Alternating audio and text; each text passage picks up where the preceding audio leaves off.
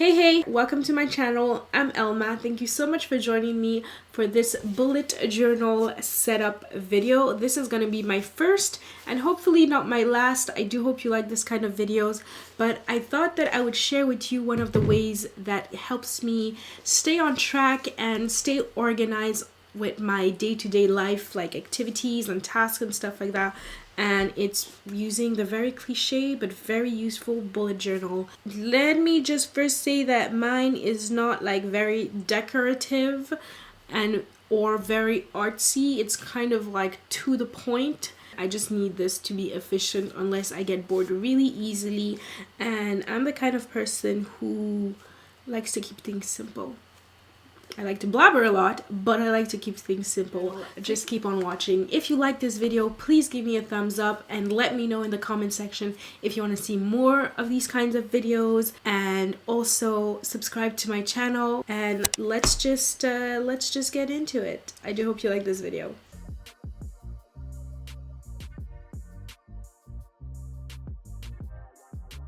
So my bullet journal of choice is the Leuchtturm. I don't want to say this wrong. It's the Leuchtturm 1917 dotted, I think it's in A5 format bullet journal. I really love this because it is super sturdy, and it's actually big enough that you have enough space to write, but small enough that you can just put it in your handbag and you're good to go, or like travel with it, and it's not too big. So I started bullet journaling, and this is my 2017-2018 bullet journal back in June of 2017. I wasn't really good at bullet journaling when I first started because I felt really overwhelmed by the beautiful spreads on Instagram, YouTube, Pinterest. So it's only like a year later, mid 2018, that I really got into the groove of bullet journaling, and I figured out that I was like more of a minimalist but with a little je ne sais quoi. Because if you look up bullet journal, like the founder, his is very minimalist, very to the point. There's no extra drawings or decorations and stuff like that, but that's a bit too plain for me. I need a little pop of color. So this brings us to 2019, and I decided to go with this olive green. I don't know why, but the really flamboyant reds, and maybe I'll get a red bullet journal one day, but like the pinks, the yellows, they were not really calling my name. I like a more like sober color, so I went for olive green this time around, or army green, I don't know how else to call it. So I went with the Leuchtturm again because I really love it. When you open it, you have it has changed since last year. Well, the gray one, I got it at Indigo. So if you're in Montreal, you can find it at Indigo, or you can go on Amazon and buy it, and you're good to go. Next day shipping if you're on Prime page. You write your name and all that. And then over here, I didn't do this last year, but I found it really helpful just to like remind myself. So I have a little key over here. I'm gonna zoom you guys in a little bit. There you go. So I have my key over here, and it's really helpful to know what is what. So when I see like the little box is task, when I cross it, is task done. Push back, push forward, event is actually like in color. Usually I have it, a little note to self, and birthdays. I am still looking for my 2019 quote. When I find it, I will keep you posted. So my 2019, I decided to go with this kind of like decoration, and I actually used my watercolor brush pens. I really like these because you actually have to dip them in water to give that watercolor feel. So I went for this look, very simple, and I went for like olive green because I thought, since it's the yearly, it'll go with my olive green bullet journal. So my future log this time around, I went with this format, so 3 months per page, and little overview, birthdays mostly I write, and the little accent color, again, very simple, very to the point, and it's not overwhelming. So April, July, August, fill it up with, you know, travels and whatnot that you want to, you know, keep in mind. Then over here I have my wish list. This was really helpful last year because I had a bunch of stuff on my wish list last year that I'm so proud that I was able to get. So I'm yet to fill it up, but my little wish list page is here. And one thing I love that I started to do is, like, even though it's super simple, I'm not very good at calligraphy, so I just kept it super simple. And I like the whole idea of drop shadow because it adds a little bit of dimension, and again with the pop of color that goes with my bullet journal.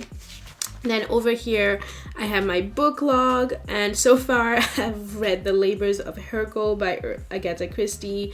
I didn't really like it. It's not my favorite Agatha Christie, to be honest with you.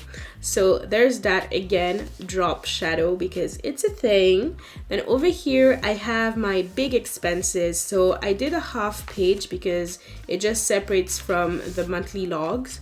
I added a little bit of tack over here. So little tacky thingy, and I have like little boxes, and I'll be writing down all my big expenses. By big expenses I mean stuff that cost me like more than $100.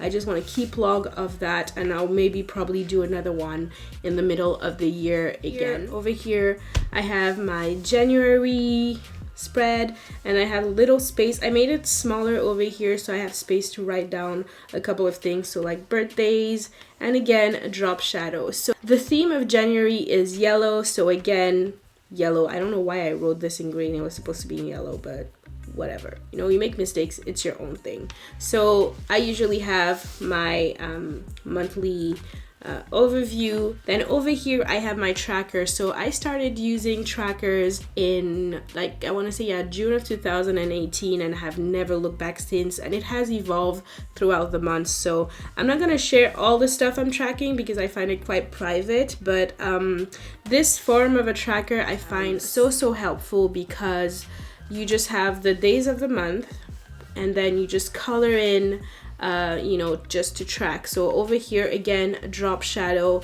So I like to track when I get up, when I'm in bed, my vitamins. An example of things you could track is like how much you exercise, when you do your skincare, when you clean your house, when you post as well, when you edit, or when you post on Instagram or YouTube.